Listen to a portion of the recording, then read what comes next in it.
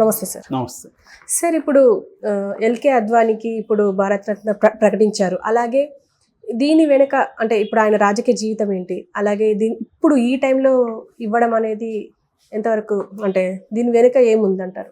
ముందు అసలు భారతరత్న అంటే ఏంటి, ఈయనకి ఇవ్వడానికి కారణం ఏంటి, ఈయన బయోగ్రఫీ ఏంటి, దాని తర్వాత టైమింగ్ ఆఫ్ ద అవార్డ్, ఇప్పుడు ఎందుకు ఇచ్చారు, దీని వెనక ఏమన్నా రాజకీయాలు ఉన్నాయా, ఈ విషయాలు మాట్లాడదాం.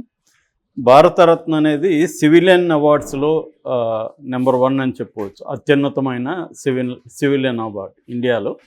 దాని తర్వాత పద్మవిభూషణ్, పద్మ అవార్డ్స్లో ఇంకా పద్మవిభూషణ్, పద్మభూషణ్ ఇవన్నీ వస్తాయన్నమాట.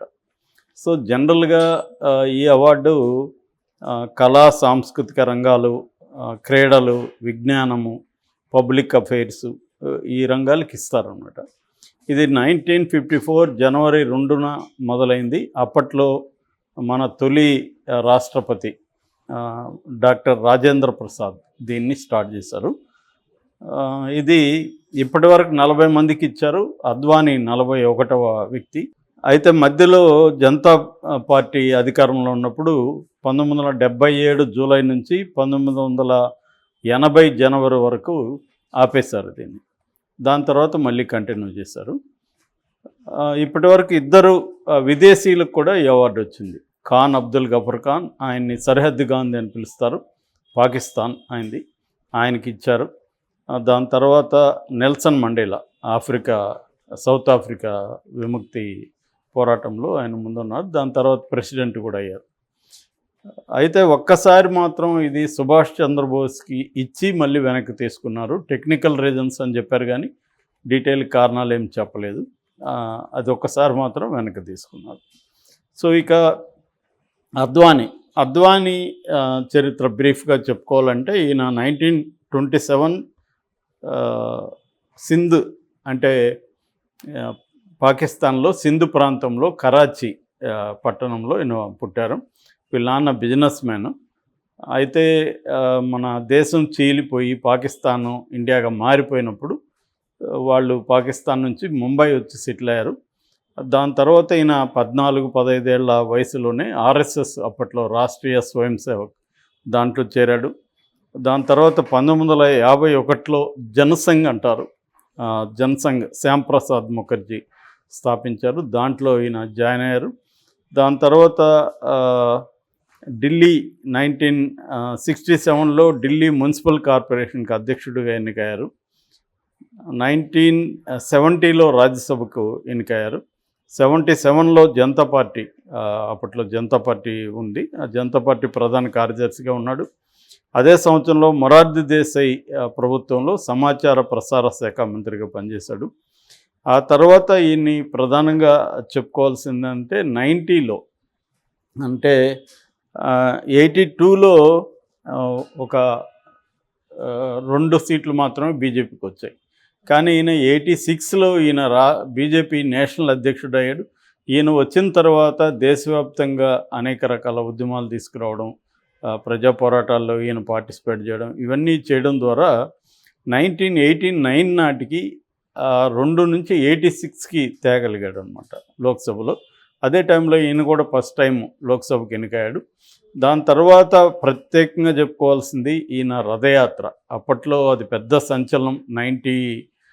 1990లో సెప్టెంబర్ 25న గుజరాత్లో సోమనాథ్ నుంచి అయోధ్య వరకు దాదాపు 1000 కిలోమీటర్ల రథయాత్రని మొదలుపెట్టాడు. అప్పట్లో అది పెద్ద సంచలనమైంది దేశవ్యాప్తంగా ఈ రథయాత్ర. ఎందుకంటే రామ టెంపుల్ని, అయోధ్యలో ఉండే బాబ్రీ మసీద్ని కూలగొట్టి రామ టెంపుల్ని అక్కడ నిర్మించాలనే ఉద్దేశంతో ఈయన మొదలుపెట్టాడు అన్నమాట. నిజానికి అది దేశవ్యాప్తంగా హిందూ శక్తుల్ని ఏకం చేసింది. బీజేపీకి బలమైన క్రేజ్ని తీసుకొచ్చింది అన్నమాట. అప్పటి వరకు ఎవరు ఇంత మిలిటెంట్గా చేసిన వాళ్ళు లేరు. ఈయన ఒక మిలిటెంట్గా దాన్ని ఆర్గనైజ్ చేశాడు. అంటే హిందూ మిలిటెన్స్ అని, హిందుత్వ మిలిటెన్స్ అని ఏదైతే అంటున్నామో దాన్ని బలంగా ఆర్గనైజ్డ్గా తీసుకొచ్చిన వ్యక్తి అద్వానీ, లాల్ కృష్ణ అద్వానీ, ఎల్కే అద్వానీ. సో అయితే ఆయన అయోధ్య వరకు చేరలేకపోయాడు. ఎందుకంటే లాలూ ప్రసాద్ యాదవ్ అప్పుడు ముఖ్యమంత్రిగా ఉన్నారు బీహార్లో. బీహార్ సరిహద్దుల్లోనే ఆయన్ని ఆపేశారు. సో అప్పుడు వెళ్ళలేకపోయారు. అయితే ఆ తర్వాత కూడా 1992 డిసెంబర్ 6న బాబ్రీ మసీద్ కూల్చివేత ఏదైతే జరిగిందో అప్పుడు కూడా ఈయన వెళ్ళి పాల్గొన్నారు. ఆ కరసేవకుల్లో ఈయన కూడా అరెస్ట్ అయ్యాడు. అయితే అంతకుముందు కూడా ఎమర్జెన్సీ పీరియడ్లో కూడా ఈయన అరెస్ట్ అయ్యి జైల్లో ఉన్నాడు. 75 ఇందిరాగాంధీ ఎమర్జెన్సీ పీరియడ్లో. ఆ టైంలో కూడా ప్రిజన్ స్క్రాప్ బుక్ అని జైలు అనుభవాల్ని ఆయన రాశాడు. ఆ పుస్తకంగా కూడా వచ్చింది అది. ఆ తర్వాత ఈయన 92లో కూడా అరెస్ట్ అయ్యి జైల్లో ఉన్నాడు. దాని తర్వాత వాజ్పేయి గవర్నమెంట్ 98లో ఈయన హోమ్ మినిస్టర్గా పనిచేశాడు. ఆ టైంలో కూడా ఈయన చాలా పవర్ఫుల్ హోమ్ మినిస్టర్ ఉండేవాడు. ఈయన్ని లోహ పురుష్ అని కూడా బీజేపీలో పిలుస్తారు, ఐరన్ మ్యాన్ అని. అంటే మనకి మామూలుగా బీజేపీలో 2 ముఖాలు అంటారు. ఒకటేమో మిలిటెంట్ ముఖం, రెండేమో కొంత లిబరల్ ముఖం, ఉదారవాద ముఖం. ఈ లిబరల్ ముఖానికేమో వాజ్పేయి సింబల్, మిలిటెంట్ ముఖానికేమో అద్వానీ సింబల్. మామూలుగా ఏనుగుని పడతారు కదా అడవిలో, ఏనుగుని పట్టేదాన్ని ట్రెంచ్ మెథడ్ అంటారు. ట్రెంచ్ మెథడ్ అంటే ఒక గొంతు దవ్వి ఆకులు అవి పూడుస్తారు ఏనుగు వచ్చే ఏరియాల్లో. ఆ ఏనుగుల్ని తప్పట్లు అవి కొట్టి తరుమితే అవి ఏదో ఒక ఏనుగు దాంట్లో పడుతుంది. అందులో ఒకడు వచ్చి అంకుశంతో పొడుస్తాడు దాన్ని. అది చాలా కోపంతో గెంకరిస్తూ అతని మీదకి వెళ్తుంది. ఆ టైంలో ఇంకొక అతను వచ్చి చెరుకు ఇట్లాంటిది పెడతాడు. సో ఏనుగు మెల్లగా చెరుకు పెట్టేవాడికి మర్చిపోతుంది వీడి మీద కోపంతో. సో ఇద్దరి గోలు కూడా వాళ్ళిద్దరిలో తేడా లేదు. ఇద్దరి గోలు కూడా ఏనుగుని పట్టుకోవడమే. కానీ ఏనుగు ఒక అతన్ని నమ్ముతుంది, ఒక అతను ఎనిమిగా భావిస్తుంది. సో ఇది చాలా పార్టీలు కానీ చాలా ఊర్లలో పంచాయతీలో చేసే పెత్తందారులు కానీ ఫ్యాక్షనిస్టులు కానీ ఇటువంటి టాక్టిక్స్ చేస్తారు. ముఖ్యంగా రాజశేఖర రెడ్డి వాళ్ళ నాన్న రాజారెడ్డి ఇలాంటి మెథడే చేసేవాళ్ళు అనేది అప్పట్లో చెప్పేవాళ్ళు. అంటే రాజారెడ్డి గ్రామాల్లో దౌర్జన్యం చేస్తే రాజశేఖర రెడ్డి వెళ్ళి దాన్ని సర్ది ఆ 2 గ్రూపుల్ని తన కంట్రోల్లోకి తెచ్చుకునేవాడు. సో ఇది బీజేపీలో కూడా వాజ్పేయి అండ్ అద్వానీ సేమ్ మెథడ్ని అప్లై చేశారని మనం అనుకోవచ్చు. వాజ్పేయి ఏమో ఉదార ముఖంతో ఉండేవాడు, లిబరల్ డెమోక్రాట్ లాగా ఉండేవాడు. ఈయనేమో అగ్రెసివ్గా మిలిటెంట్ హిందుత్వవాది అనమాట. సో అలాగా ఈయన ఉప ముఖ్యమంత్రిగా కూడా 2002లో ఉన్నారు. సుదీర్ఘకాలం పార్లమెంటేరియన్గా ఉన్నాడు. అయితే 2005లో ఈయన ఒక కాంట్రవర్సీకి గురయ్యాడు వితిన్ ద పార్టీ. అదేంటంటే పాకిస్తాన్కి వెళ్ళినప్పుడు అక్కడ కామెంట్ బుక్లో జిన్నా సమాధి దగ్గర జిన్నా ఒక లౌకికవాది అని రాశాడు. దాంతో బీజేపీ శక్తులకంతా కోపం వచ్చింది ఆయన మీద. అది ఏ స్థాయికి వెళ్ళిందంటే ఆయన అధ్యక్షుడిగా దిగిపోవాల్సి వచ్చింది, బీజేపీ నేషనల్ అధ్యక్షుడిగా. సో దాని తర్వాత 2008లో ఆయన మై కంట్రీ మై లైఫ్ అనే ఒక 900 పైన పేజీలో ఉన్న ఒక పెద్ద పుస్తకం రాశారు. అందులో ఆయన జీవితం, ఆయన చూసిన భారతదేశ జీవితం, ఈ 2 కూడా రాశాడు. ఆ తర్వాత కాలంలో 2014కి ఎలక్షన్లకి మోడీని ప్రధానమంత్రి క్యాండిడేట్కి తీసుకురావడం.